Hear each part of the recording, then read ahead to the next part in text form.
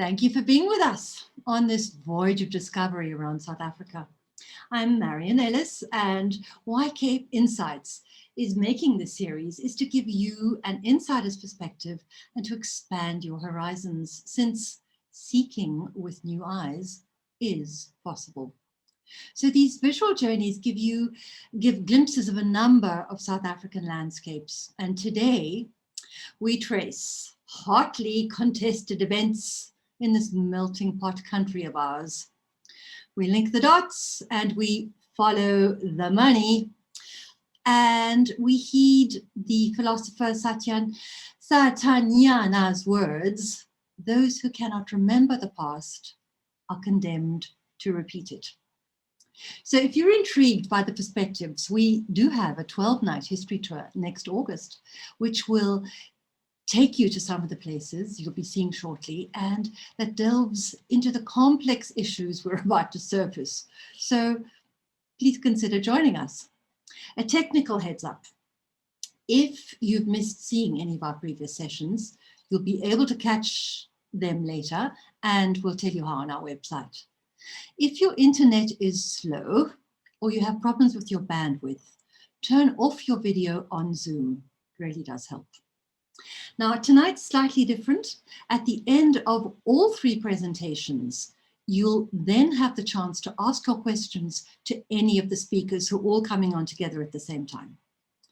To post your questions, click on the chat icon at the bottom of your screen, which will then pop up on the right-hand side of your full screen. You'll be muted, but I'll read your questions out loud and they'll be addressed as time permits. So this is a learning journey for us all. So welcome. Right, and now we go on with Dean, who is appropriately a Brit, because he's going to select juicy nuggets for the next 100 years of imperial colonial rule. Now, Dean's particular interests cover the British Empire and colonialism in South Africa, as well as nationalism and national identities. His long association with South Africa began with his academic research in the sports science field, which introduced him to the village of Matjiesfontein in the Karoo, as well as his doctoral thesis, which resulted in his award-winning book, Empire, War and Cricket in South Africa, Logan in Matjiesfontein. You will be seeing pictures later. Since then, he's been teaching at universities here and abroad, has published widely in the areas of sports, history, and sociology. I beg your pardon, sports history and sociology. And he presents his unique blend of storytelling and history at events throughout the world, focusing on how world history has been shaped by sport.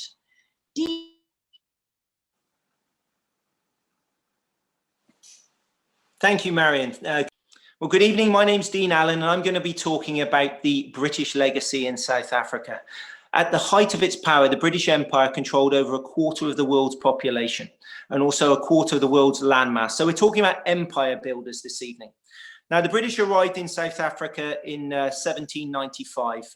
The naval might of the Royal Navy brought the power of the British to South Africa. It was all to do with the logistics of the place. You see, the might of the French, the Napoleonic Wars, it was important that the British got control of the southern tip of Africa.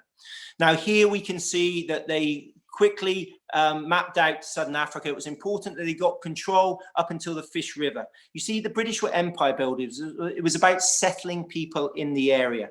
Now, there was a big difference, of course, with the Dutch that were already in this area, and then we can see a contrast with the cultures. Now, the early Cape governors, here we have Sir John Cradock on the left and Lord Charles Somerset, were very keen to impose control over not only the Cape Colony, but the eastern reaches of the country. So in the 1820s, we had the arrival of the famous settlers, the 1820 settlers. Now, this famous picture shows the settlers from England arriving in Algoa Bay. Many of them were desperate to leave England following the Napoleonic Wars. The burgeoning industrial revolution of England meant that many were seeking opportunities elsewhere around the world, and South Africa became the focus. Now, if you read the accounts of these 1820 settlers, they certainly had hardship. but they built things, they constructed things on the frontiers of southern Africa. Thomas Baines here painted the town of Cradock in 1848. And you can see the British were very keen to build urban frontiers against initially the Xhosa tribe, the African tribes that were threatening the land from the west. And also they were competing with the Boers that were also working the land. Now, one of the most important dates in South African history, as it was in a lot of the colonies around the world, was the abolition of slavery. Now, that in 1834, that caused conflict with the Boer.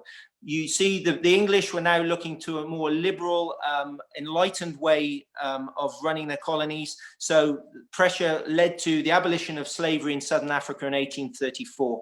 But this obviously upset the economy of Southern Africa, and it led to many Boer who were based in the now Western Cape moving inland in what we call the Groot Trek, or the Great Trek. We have this famous picture from Samuel Daniel in the early 1800s, depicting how the Boers moved inland, 15,000 or so, away from British control. We've always had this tension, you see, between the British as empire builders and the Boer as agriculturists, or people who are tied to the land. Now, one of the major things that happened in South Africa was the discovery of diamonds and gold. In 1867, the first diamond was discovered near Kimberley. You can see these wonderful pictures. It turned the place into a frontier land of opportunity, but it also created economic interest for the British Empire. It meant from now on, Southern Africa was going to be the main focus, or one of the main focuses of the British, because now there was added mineral wealth connected to this. Now that led to conflict. We not only had the threat from the Boers, but also from the African tribes. Now, from the early 1800s, we had Shaka Zulu building up the Zulu nation. Now, it was important that the British controlled, as they annexed Natal in 1848, it was important that the British controlled that. So various battles were fought between the British and the Zulus, namely Rorke's and Isla-Nawana. In 1880, we had the first Anglo-Boer War, which resulted in a defeat for the British at the Hill of Mayuba. That lasted between 1880 and 1881. There was a tension, you see, with land in this region. Not only were the British trying to control the minerals and the land, but they were also trying to control the people. And the Boer fought back after the British wanted to annex the South African republics. So there was a lot of battles at this time, but we can see it was all to do with claiming Africa. The Berlin Conference meant that there was a scramble from Africa. Famously, the European powers were now dividing up Africa, and Britain was naturally at the table, and they had control of South Africa as we know it today. So we could see that this was now starting to develop, and an added ingredient was the discovery of gold in the 1880s in the Witwatersrand. You can see from these wonderful images that now South Africa had an added importance as the largest gold producer in the world. In fact, it would hold that title for the next 100 years. This would lead to growing tension and political interest, because now Southern Africa was going to fuel the British Empire. It was now part of securing control in this area. So we can see now from the next slide, if we may, that various things were created. The coverage of the topic of my book is a place called Mikey'sfontein.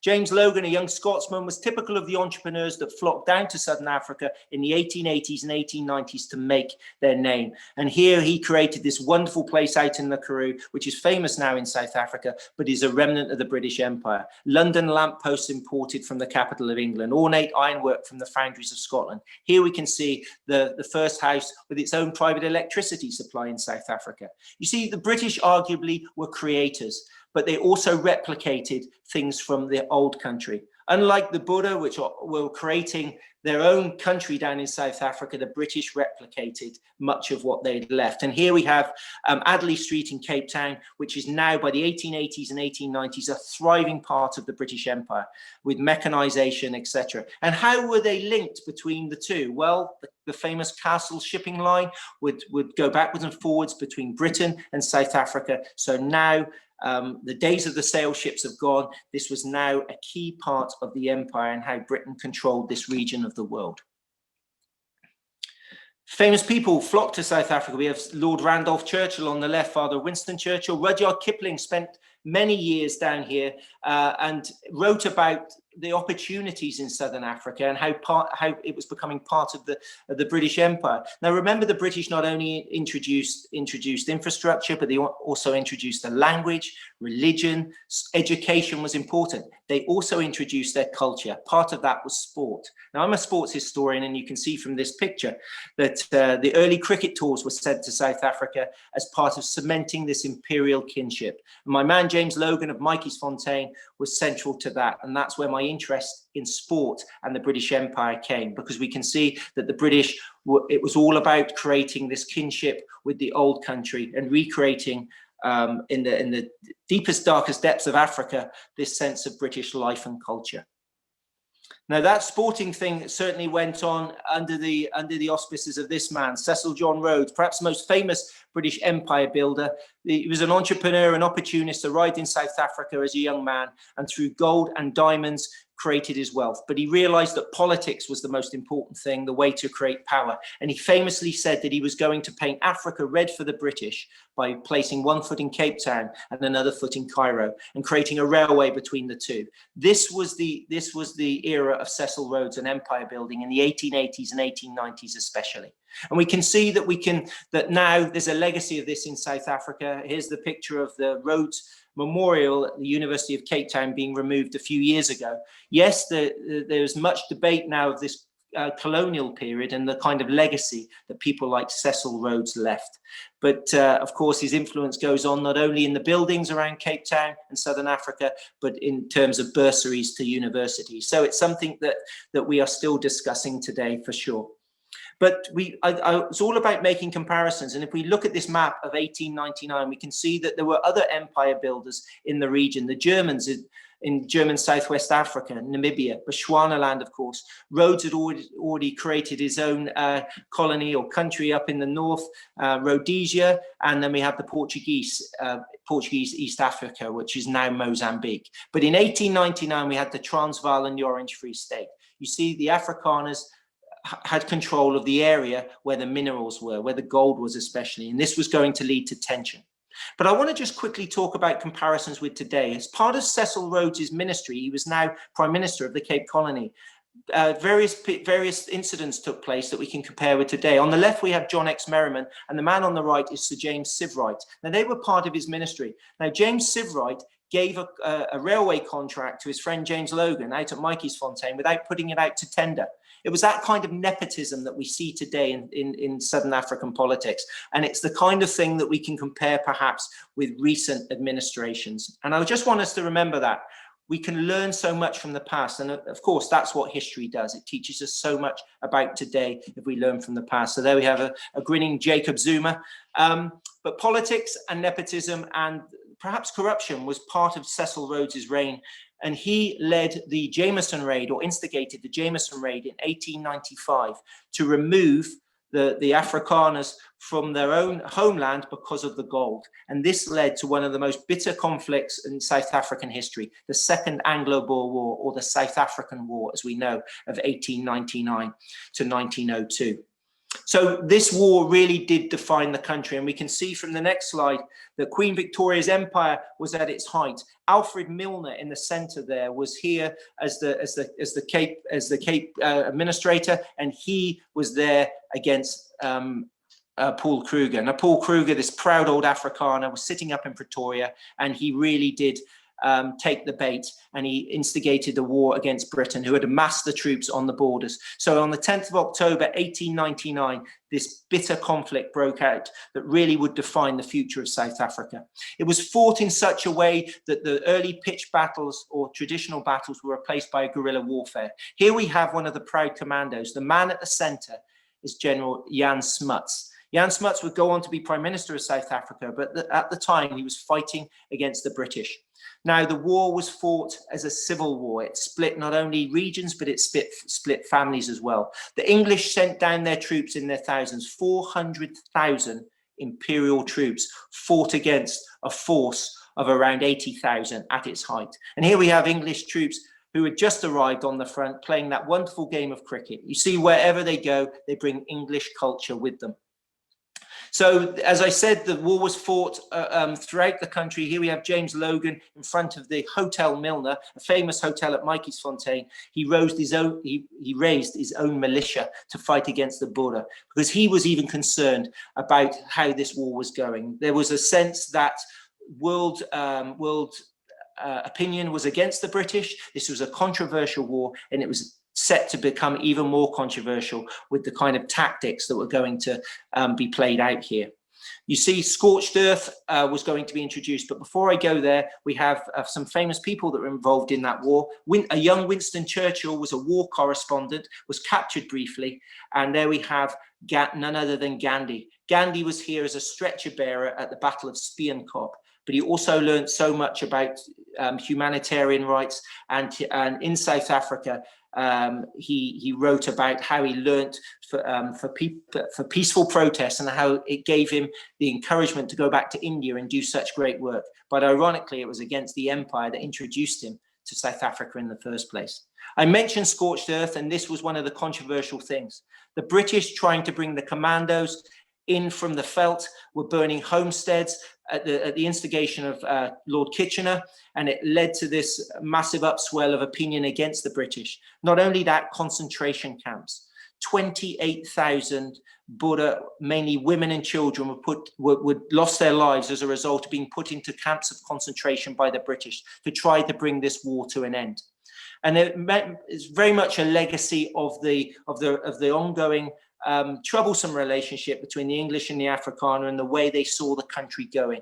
The Afrikaner were very much independent people who wanted their own governance. The British were controlled from Westminster in many respects. They were trying to recreate Britain in Southern Africa. But now I'm a sportsman, and I'm really interested in this picture. This is the first ever Springboks in 1906. It was the first occasion that we can see that sport was used for reconciliation. If we look at that picture, there were players who had fought against each other in the South African War only 4 years previously, which is quite remarkable. So the British left us a legacy in South Africa, not only rugby, but this idea that sport was good for all, and we can see that. But eventually, because of the white population, less than 10% of the population, they had to unite. So Louis Botha and Jan Smuts, who are part of the Afrikaner forces, could see the sense of actually bringing the British and the Afrikaner nations together. So in 1910, the Union of South Africa was formed, whereby the old Afrikaner republics were recognized and brought into the fold. And that's where I'm going to leave my part of this history for this evening. But just to perhaps leave on this note, one of the most important legacies that the British introduced to South Africa, in my opinion, was sport. We love sport in this country. And as we can see, in 1995 with Nelson Mandela and Francois Pienaar, and in 2019, that wonderful English game of rugby brought this country together once more. So yes, the British influence in South Africa has created many divides, but it's also united and certainly shaped the South Africa we know today.